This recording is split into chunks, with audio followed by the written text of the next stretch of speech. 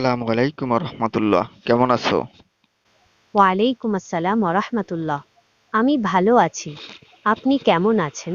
আলহামদুলিল্লাহ, আমিও ভালো আছি।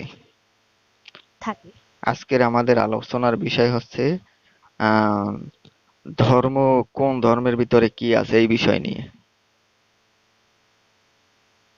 আজকের আলোচনার বিষয় ধর্ম। বেশ আগ্রহ উদ্দীপক একটি বিষয়। আপনি যদি নির্দিষ্ট কোনো ধর্মের ব্যাপারে জানতে চান, তাহলে আমি সে বিষয়ে তথ্য দিতে পারি। আচ্ছা আর যদি আচ্ছা বিভিন্ন আচ্ছা, ধর্ম ঠিক আছে, তুমি আমাকে বলো যে হিন্দু ধর্ম অনুযায়ী পৃথিবী কিভাবে সৃষ্টি হলো। হিন্দু পুরাণ অনুযায়ী সৃষ্টির শুরুতে ছিল এক বিশাল অন্ধকার সমুদ্র। সেই সমুদ্রের মধ্যে বিষ্ণু অনন্ত নাগের ওপর বিশ্রাম নিচ্ছিলেন। তার নাভি থেকে একটি পদ্মফুল জন্মায়, আর সেই ফুল থেকে ব্রহ্মা আবির্ভূত হন। ব্রহ্মা তারপর এই বিশ্ব সৃষ্টি করেন। হিন্দু ধর্মে সময়কে চক্রাকার হিসেবে দেখা হয়, অর্থাৎ সৃষ্টি, স্থিতি এবং ধ্বংস, এই তিনটি পর্যায় চক্রাকারে আবর্তিত হতে থাকে। এই চক্রের শেষে বিশ্ব আবার বিষ্ণুর মধ্যে লীন হয়ে যায় এবং নতুন একটি চক্র শুরু হয় জন্মায়। আচ্ছা, আর সেই বিষ্ণু ফুল থেকে বিষ্ণু ব্রহ্মা। আচ্ছা, এই বিষ্ণু সৃষ্টি হলো কিভাবে? হিন্দু পুরাণে বিষ্ণুর জন্ম রহস্য একটু জটিল। কিছু গল্পে বলা হয় তিনি স্বয়ংভূ, অর্থাৎ তার কোনো জন্মদাতা নেই। আবার কিছু গল্পে বলা হয় তিনি ক্ষীরসাগরে অনন্তনাগের ওপর শায়িত অবস্থায় ছিলেন এবং সেখান থেকেই তার আবির্ভাব। হিন্দু ধর্মে বিষ্ণুকে জগতের পালনকর্তা হিসেবে গণ্য করা হয়। তিনি বিভিন্ন রূপে যুগে যুগে পৃথিবীতে আবির্ভূত হন এবং দুষ্টের দমন ও শিষ্টের পালন করেন। আপনার যদি বিষ্ণু সম্পর্কে আরও কিছু জানার থাকে, তাহলে জিজ্ঞাসা করতে পারেন। আচ্ছা, তুমি আমাকে এবার এটা বলো যে যে শ্রীকৃষ্ণ যে ছিল হিন্দু ধর্মের, এই শ্রীকৃষ্ণর কতজন স্ত্রী ছিল? শ্রীকৃষ্ণের ৮জন প্রধান স্ত্রী ছিলেন, যাদেরকে অষ্টভার্যা বলা হয়। এরা হলেন রুক্মিণী, সত্যভামা, জাম্ববতী, নাগ্নজিতি, কালিন্দী, মিত্রবিন্দা, ভদ্রা ও লক্ষণা।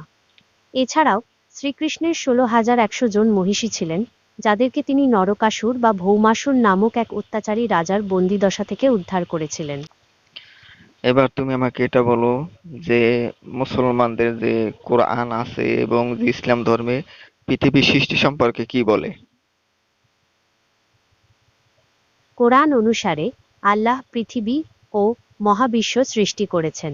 কোরআনে বলা হয়েছে আল্লাহ ৬ দিনে পৃথিবী ও আকাশমণ্ডল সৃষ্টি করেছেন। তবে এই দিন বলতে ঠিক ২৪ ঘন্টার দিন বোঝানো হয়নি, বরং এটি একটি দীর্ঘ সময়কালকে নির্দেশ করে।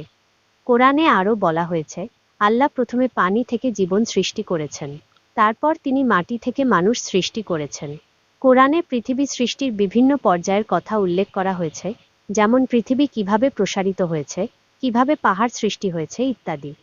আপনার যদি অন্য কোনো আচ্ছা প্রশ্ন ঠিক থাকে, আছে, তাহলে আচ্ছা ঠিক আছে, আমি তোমার কথা বুঝলাম। তুমি আমাকে এবার এটা বলো যে হিন্দু ধর্মে তো আরো অনেক বড় একটি ধর্ম, কিন্তু তাদের ধর্মগ্রন্থ যে আছে তা কি একজন মানুষের পক্ষে মনে রাখা বা মুখস্থ করা কি সম্ভব?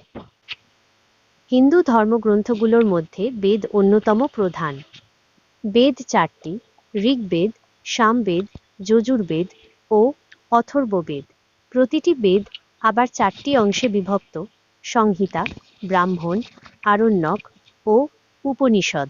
বেদের মন্ত্রগুলো ছন্দবদ্ধ এবং এগুলো পাঠ করার জন্য বিশেষ নিয়ম রয়েছে। তাই একজন সাধারণ মানুষের পক্ষে পুরো বেদ মনে রাখা কঠিন। তবে কিছু বিশেষ প্রশিক্ষণপ্রাপ্ত ব্যক্তি পুরো বেদ মুখস্থ করতে পারেন। আপনার যদি অন্য কোনো প্রশ্ন থাকে, তাহলে করতে পারেন। আমি শুধু বেদের কথা বলছি না, মনে করো হিন্দু ধর্মের যত গ্রন্থ আছে তাদের তা সব কি মুখস্থ করা সম্ভব? হিন্দু ধর্মে বেদের পাশাপাশি অন্যান্য গুরুত্বপূর্ণ ধর্মগ্রন্থ রয়েছে, যেমন রামায়ণ, মহাভারত, পুরাণ ইত্যাদি।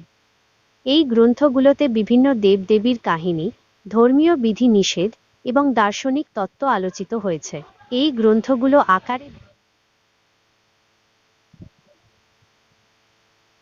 বেশ বড় এবং জটিল। তাই একজন সাধারণ মানুষের পক্ষে এই গ্রন্থগুলো পুরোপুরি মনে রাখা কঠিন। তবে কিছু পণ্ডিত ব্যক্তি এবং ধর্মীয় সাধক এই গ্রন্থগুলোর মূল বিষয়গুলো মনে রাখতে পারেন।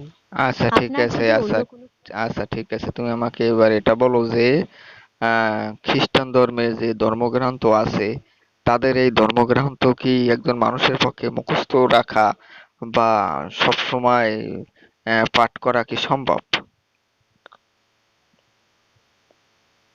খ্রিস্টানদের প্রধান ধর্মগ্রন্থ হল বাইবেল। বাইবেল দুটি অংশে বিভক্ত, পুরাতন নিয়ম এবং নতুন নিয়ম। বাইবেলের কিছু অংশ কবিতা আকারে লেখা, কিছু অংশ ঐতিহাসিক ঘটনার বিবরণ এবং কিছু অংশে উপদেশ ও নীতিবাক্য রয়েছে। বাইবেল বেশ বড় একটি গ্রন্থ, তবে এর কিছু অংশ যেমন নতুন নিয়মের 4টি গসপেল, মথি, মার্ক, লুক, যোহন এবং কিছু উপদেশমূলক অংশ যেমন পর্বতের উপদেশ তুলনামূলকভাবে সহজ। তাই একজন সাধারণ মানুষের পক্ষে পুরো বাইবেল মনে রাখা কঠিন হলেও এর গুরুত্বপূর্ণ অংশগুলো মনে রাখা সম্ভব। আপনার যদি অন্য কোনো আচ্ছা প্রশ্ন ঠিক থাকে আছে, তাহলে তুমি আমাকে এবার এটা বলো যে আম, কোরআন এবং হাদিস একজন মানুষের পক্ষে কি মনে রাখা বা মুখস্থ করা কতটুকু সম্ভব? কোরআন ও হাদিস মুখস্থ করা সম্ভব। অনেকেই পুরো কোরআন মুখস্থ করেন, তাদের হাফেজ বলা হয়। আর যারা হাদিস মুখস্থ করেন তাদের মুহাদ্দিস বলা হয়। তবে কোরআন ও হাদিসের কিছু অংশ মুখস্থ করাও অনেক গুরুত্বপূর্ণ।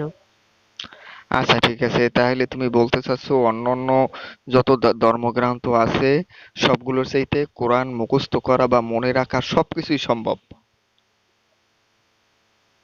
কোরআন মুখস্থ করা সম্ভব, তবে অন্যান্য ধর্মগ্রন্থ মুখস্থ করাও অসম্ভব নয়। অনেক মানুষ বিভিন্ন ধর্মগ্রন্থের বিভিন্ন অংশ মুখস্থ করে থাকেন। তবে কোরআন মুখস্থ করা মুসলিমদের মধ্যে একটি বিশেষ গুরুত্ব বহন করে। আচ্ছা ঠিক আছে, আচ্ছা তুমি আমাকে এবার এটা বলো, মনে করো একটা দ্বীপে তিনজন লোক আটকে পড়ে গে মানে আটকে পড়লো। তারপর মনে করো একজন হিন্দু, একজন খ্রিস্টান আর একজন মুসলমান। এখন মনে করো এই তিনজন লোক তাদের ধর্মগ্রন্থ কে কে সঠিকভাবে আহ পালন করতে পারবে? কোনো একটি দ্বীপে আটকে পড়লে তিন ধর্মের অনুসারীদের ধর্মগ্রন্থ পালনের ধরন ভিন্ন হতে পারে। যেমন হিন্দু ধর্মে অগ্নি ও পবিত্র স্থানের গুরুত্ব আছে, যা দ্বীপে নাও থাকতে পারে। ইসলামে নামাজের জন্য পবিত্র স্থান ও নির্দিষ্ট খাদ্যাভ্যাস প্রয়োজন, যা দ্বীপে চ্যালেঞ্জিং হতে পারে। খ্রিস্ট ধর্মে প্রকৃতির প্রতি ভালোবাসা ও কৃতজ্ঞতা প্রকাশের সুযোগ দ্বীপে বেশি মিলতে পারে। তবে জরুরি পরিস্থিতিতে জীবন বাঁচানো সব ধর্মেই অগ্রাধিকার পায়। না, আমি বলতে চাচ্ছি মনে করো তা একজন হাফেজ তিনি সেই দ্বীপে আটকে পড়লো, আর একজন সাধারণ হিন্দু যে কিছু কিছু তাদের ধর্মগ্রন্থ জানে, আর একজন খ্রিস্টানও ঠিক তেমন। এখন মনে করো কে সঠিকভাবে ইবাদত করতে পারবে? একজন হাফেজ, যিনি পুরো কোরআন মুখস্থ রেখেছেন, তিনি দ্বীপে আটকে পড়লে তুলনামূলকভাবে ভালোভাবে ইবাদত করতে পারবেন। কারণ তার কোরআন তেলাওয়াত করার জন্য কোনো গ্রন্থের প্রয়োজন হবে না। অন্য ধর্মাবলম্বীদের ক্ষেত্রে তাদের ধর্মগ্রন্থের অংশবিশেষ মনে থাকলে তারা সে অনুযায়ী প্রার্থনা বা ধ্যান করতে পারবেন।